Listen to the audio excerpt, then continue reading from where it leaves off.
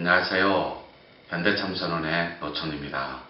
지금 이 시간 코너는 그 핵심 키워드를 피의 대물림으로 한번 해볼게요.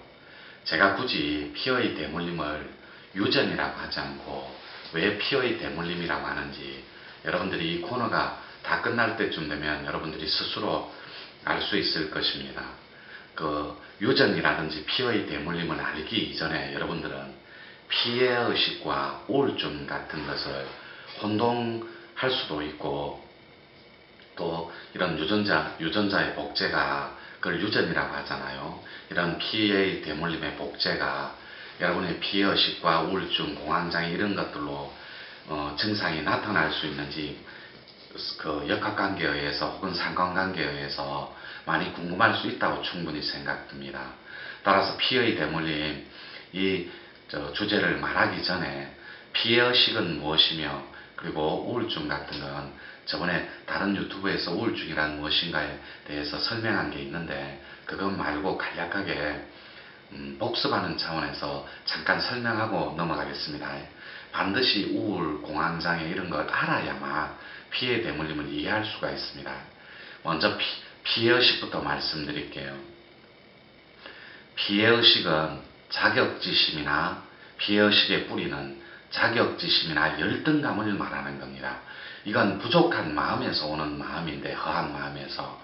그러나 우울증과 공황장애 그리고 강박증이 있죠. 강박관념 이런 것들, 그 다음에 여타 다른 질환들 이런 것들은 조금 좀 부족한 마음하고는 다른 개념이에요.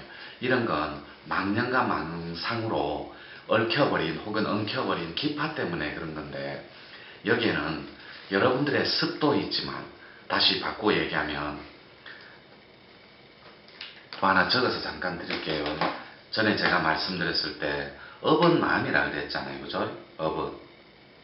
업은 마음이라 그랬고 습은 여러분들의 세포라고 그랬습니다. 그거 기억나시죠?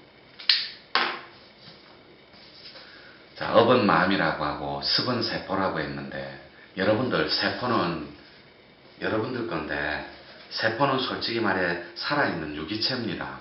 제가 또 제 텍스트 활용할 때 제 책 인용하듯이 몇 점을 읽어보고 또 같이 추가 설명드릴게요. 피해의식의 뿌리는 열등감과 자격지심이지만 우울증, 강박관념, 공황장애는 여러분의 망념, 망상과 조상의 피해 대물림인 습이 세포라 그랬잖아요. 피해 대물림인 조상의 습까지 포함해서 포괄적으로 여러분들한테 망상과 망념으로 혹은 우울증, 공황장애 등으로 자리 잡는다는 거예요. 여러분의 기파를 풀어헤치면 바닥인 제로점을 만날 수 있는데, 물론 엉켜있는 그 기파를 풀어내는 걸 말씀드리는 거예요. 제로점까지 풀어낸다라는 것.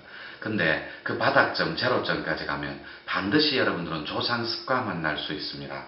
그런데 제가 추상적으로, 인위적으로 혹은 형이상학적으로 과학적인 그 개념에서 벗어나서 좀 추리적인 영역이긴 하지만, 그 직관의 영역이고 추리 영역밖에 없다 했지만, 그 직관과 추리를 섞어서 조상습이다 라면 여러분들이 막연하게 받아들일 수 있어요. 그건 유전적인 피해 대물림에서 충분히 설명을 논해드릴 테니까 한번 잘 정리해 보십시오. 예를 들어서 여러분 조상 중에 자살한 그런 선령 조상 신이 있다고 가정해 볼게요. 그러면 그 후손은 자살한 그 조상님 때문에 강력한 자살 충동이나 이런 걸 느낄 수 있다는 거죠. 언제 느낄 수 있냐고 여러분들이 궁금해할 수 있는데, 그건 기운이 허한 마음에 의해서 바닥으로 떨어질 때 기파가 망상과 망령으로 많이 엉킨다거나, 그리고 허한 열정에 의해서 여러분, 열은 대열이 있고 그건 진열이라고 합니다. 허열이 있어요. 그건 가짜열이라고 하는데, 허한 기운 때문에 몸살 나거나 이러면 여러분들 다 허하지 않습니까? 그래서 강한 그 자살 충동을 느끼는 건 반드시 피해 대물림인 조상 선령신들의 자살하는 기운들이 혹은 기파와 파동들이 묻어 있다라는 그 사실, 그걸 잘 정리해 주시면 될 것 같아요. 예를 들어 자살하는 기운이 있을 경우에는, 조상 중에 그럴 때는 자살한 연가가 있을 경우에는 후손들 또한 강한 자살 충동이나 심각한 우울 증상이 일어나곤 합니다. 그건 좀 일리가 있는 말인데, 그것은 조상의 습과 피의 대물림이 유전적으로 복제가 되어서 그런 것인데 우리 몸의 세포는 살아있는 유기체라고 봐야 합니다. 뭐 이거는 뭐 부인할 사람 없잖아요.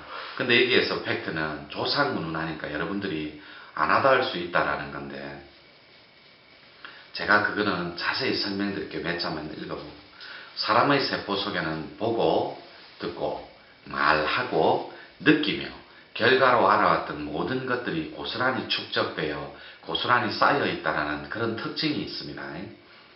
따라서 그것이 기록되고 저장된다는 그런 특징이 있는데 예를 들어 볼게요.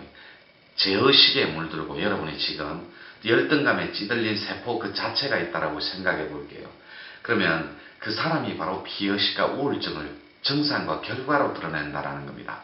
저장되고 기록되는 건 거의 다 무의식 안에 다 기록이 되는 겁니다. 의식이 없는 가운데 일어나는 일체의 결과는 행위 자체의 결과는 무의식적인 거니까. 따라서 우울증의 근본 뿌리 그리고 피의식의 근본 뿌리는 여러분들의 습도 있지만 더하기 플러스 조상들의 습이 그대로 유전적으로 피의 대물림이 복제된 것이라고 받아들일 수밖에 없는 결과에 놓인다는 거죠. 그러면 피의식과 비슷한 말이기는 한데 유전이라는 것은 피의식이랑 완전히 다른데 피의 대물림이라고 보시면 됩니다. 여러분이 예를 들어 아버지가 당뇨가 있으면 자식도 당뇨가 있고 엄마가 간이 안 좋으면 자식들 또한 거의 간이 안 좋습니다. 이 피의 대물림이라는 것이 참 재미있는데 아버지가 의사면 자식도 저절로 의사가 되고 이게 무슨 말이냐면 어릴 때 보고 듣고 말하고 이 기파가 그대로 인습에 의해서 분육되고 또 교육적 가치관과 또 스펙에 복제되듯이 아버지가 의사면 아들은 장래 희망이 의사라는 생각도 없이 저절로 의사로 자리 잡는다라는 거죠. 왜죠? 아버지의 기파가 그대로 복제되고 아버지의 피의 유전적 정보가 그대로 대물림되어서 당연히 아버지가 의사니까 의사의 말을 듣고 의사의 그 용어 있죠. 막 전화 통화하는 거 아버지 어깨너머로 그리고 논문 적고 막 연구하고 항상 공부하고 학습할 때 수술하고 이럴 때 전부 수술 용어라든지 이런 걸 어릴 때부터 저절로 그런 걸 복제받기 시작한다는 거예요. 환경적인 요구 조건에 의해서 이런 걸 유전자의 복제라고 합니다. 따라서 아버지가 변호사면 자식 또한 너무나 자연스럽게 법조인이 됩니다. 이건 뭐 누가 가르치거나 강요를 하지 않아요. 그게 너무나 당연시 되는 그런 복제가 있다는 거죠. 이걸 우리는 섭리고 순리라고 하는데 그 순리 속에 놓이는 환경적인 요구 조건의 순리적 조건이 있다는 거죠. 그거 절대 헷갈리시면 안 됩니다. 따라서 사업을 하면 자식은 자연스럽게 사업하는데 법조인 나오고 이건 굉장히 드물어요. 사업을 하는데 의사가 나오고 막 사진 작가가 나오고 큰 대기업을 운영하고 뭐 중견기업체 중소 뭐 그룹을 운영하고 중견 그룹을 운영하고 뭐 대기업을 운영하고 이러는데 절대로 자식이 의사 되고 변호사 되고 그런 경우도 있기는 있습니다만 아주 확률이 밋밋해요. 프로테이지가 작고 그래서 자연스럽게 아버지의 기질이 기운의 성질 줄임말이잖아요. 그걸 그대로 복제받는다는 거죠. 따라서 스포츠를 하는 아버지가 있으면 자식들 또한 자연스럽게 운동선수가 됩니다. 그 유명한 차두리 선수가 자번건에 그 정말로 축구의 그 뛰어난 엄청난 그런 인자를 막 그런 훌륭한 인자를 부여받았기 때문에 차두리 선수가 이렇게 훌륭한 선수가 될 수 있는 겁니다. 그건 너무나 자연스러운 복제이고 자연스러운 유전자의 대물림이니까. 또 아이들이 자라는 것을 보면 더 확연하게 알 수 있어요. 아버지가 다리를 벌리고 자면 예를 들어 옷자로 이렇게 벌리고 자면 아들도 딸도 잘 때 보면 옷자로 벌리고 자면 여러분 그런 거 보면 되게 신기하다고 그래요. 아기를 키우는 엄마들은 그리고 아빠가 이쪽으로 또 엄마가 좌측으로 누워서 무릎을 이렇게 오그리고 자면 당연히 자식들 딸도 그렇게 오그리고 잡니다. 아들 딸도 왼손잡이 아빠가 있으면 자식 또한 너무나 자연스럽게 왼손잡이 아빠가 되고 또 쟤는 할아버지 닮았네 뭐 예를 들어 쟤는 외할머니 닮았네 뭐 이런 말이 있잖아요. 외타겠다 친타겠다 그게 전부 집안의 유전적인 피해 대물림이라는 겁니다. 따라서 우리 집에 찾아오는 그러니까 저희 선원에 찾아오는 위중한 환자들 거의 다가 부모님이 그 병으로 돌아가신 분이 거의 다예요. 이걸 가족력이라고 하고 아시잖아요. 여러분들이 가족력은 그 DNA를 그대로 복제받아서 그런 겁니다. 그래서 그 유전인자가 환경적인 요구 조건, 즉 환경적인 조건에 의해서 그런 질환으로 발전할 확률이 굉장히 높다는 거죠. 가족력이 있는 사람들은. 따라서 아버지가 간암으로 돌아가셨거나 그러면 자식도 간암으로 돌아갈 확률이 매우 높고, 이걸 가족력이라 그래요. 만약 부모님은 건강한데도 자식이 폐암에 걸렸다면 분명히 집안 인척들 중에 폐암으로 죽은 사례가 반드시 있습니다. 가까운 인척 중에. 이처럼 부모의 가짐과 집착은 자식에게 고스란히 유전되며 탁하고 안 좋은 피도 그대로 대물림되게 되어 있다는 게 섭리이자 순리라는 것. 유전과 피의 대물림은 한치의 오차도 없이 그대로 복제되게 되며 그것을 우리는 유전이라고 합니다. 그런데 여러분들이 이 팩트는 잘 모르시는데 저는 도인이지 않습니까? 근데 저는 이 기하학이라든지 기통, 신통, 영통, 그 다음에 무슨 이런 무가쪽 코드 이런 거 되게 잘 아는데, 여러분들이 죽고 나면 조상님들이 안 받아주는 죄인이 두 가지 유형이 있습니다. 첫째가 자살하는 기운이에요. 자살한 후손은 영도 걷어가지도 않을 뿐더러 그냥 저 세상을 관리하는 CEO라고 할게요. 물론 저 세상이 있다는 전제하에입니다. 근데 여러분이 지금 여기에 머물고 있다라는 거, 그냥 X 플러스 Y는 이꼬르 하듯이 그 수학 방정식처럼 여러분이 어딘가에서 왔다는 전제하에 여기에 존재하는 거예요. 아니면 여러분 온 곳이 없으면 여기에 존재할 이유가 없는 거죠. 그리고 마땅히 또 갈 곳과 머물 곳이 있기 때문에 그걸 원시반복한다, 혹은 돌아가신다 이러잖아요. 죽으면 왔던 곳으로. 근데 정말 이런 말을 하면 안 되는데, 도인이 속된 말로 마치 개, 돼지처럼 금수처럼 죽은 경우에는 전부 다 뒤졌다라는 표현을, 마치 짐승들처럼. 그죠? 우리 주위에 인색하고 불행하고 또 굉장히 죽음을 두려워한 나머지 정말 초라하게 죽는 분들 많잖아요. 그런 분들은 거의 다 뒤졌다라는 표현을 써요. 돌아가셨다 이렇게 안 하고 하시잖아요. 그래서 이 유전자의 복제는 금방 자살한 경우 말씀드렸는데, 그 조상님이 혼불도 걷어가지도 않을 뿐더러 사방 100m에서 150m 안에 기막을 치신 곳에 그 150m에서 100m 그 사이에 머무는데, 자살한 기운하고 객사한 기운은 혼을 걷어가지 않습니다. 저 세상을 관리하는 CEO들조차도.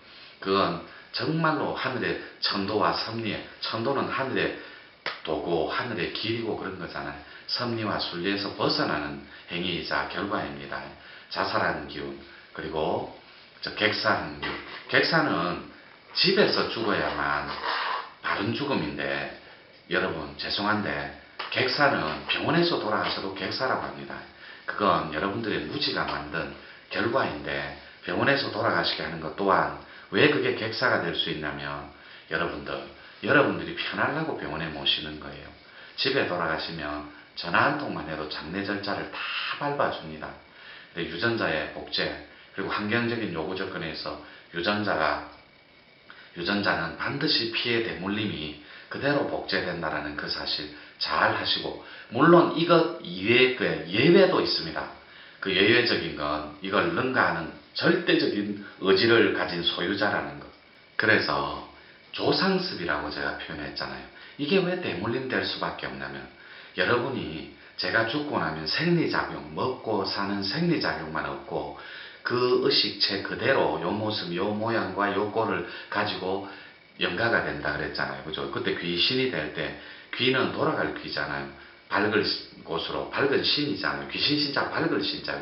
그러니까 밝은 곳으로 돌아간다. 자기가 있던 곳으로. 그래서 돌아가신다라는 표현을 쓰는데, 조상습이 대물림 된다는 건 여러분이 조금 헷갈릴 수 있을 것 같아 간단하게 정리해 드릴게요. 조상습이 대물림 된다는 건 살았을 때 그것이 그대로라면 망령과 망상을 안고 그대로 그 시커먼 걸 안고 망습과 망념을 안고 가는 그 상태이기 때문에, 여러분 망상과 망념은 절대로 밝은 게 아닙니다. 칙칙하게 엉켜있는 기파라니까. 그 기파를, 그 의식체를, 그 상념체를 그대로 갖고 죽기 때문에 그 상념체가 그대로 복제된다라는 거죠. 망상과 망념은 그대로 복제되면 망상과 망념의 기파가 그대로 감길 수밖에 없는 거죠. 여러분 세포가 유기체라면 그 세포 속에는 본 것을 벗어날 수 없고 들은 것 또한 절대로 벗어날 수가 없어요. 따라서 내가 원 뿌리가 뭡니까? 아버지 엄마잖아요. 내한텐 조상님의 뿌리가 아버지 엄마라니까. 맞죠? 그래서 뿌리 없는 나무가 없듯이 조상이 없는 후손은 있을 수가 없어요. 따라서 그 망령과 망상 그리고 그걸 전체적인 포괄적인 개념으로 전체 툴로 그걸 망령과 망상의 습이라고 봤다면 망상도 복제되고 망령도 복제된다는 그거 절대 잊으시면 안 됩니다. 그래서 조상습이 대물림 된다라고 표현하는 거예요. 아시겠죠? 여러분들이 이거 절대로 이펙트 헷갈리면 안 됩니다.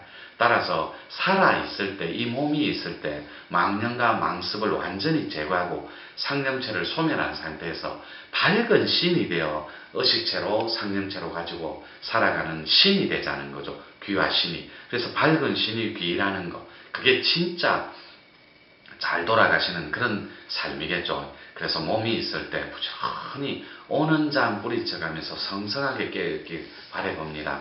이 코너 마치겠습니다.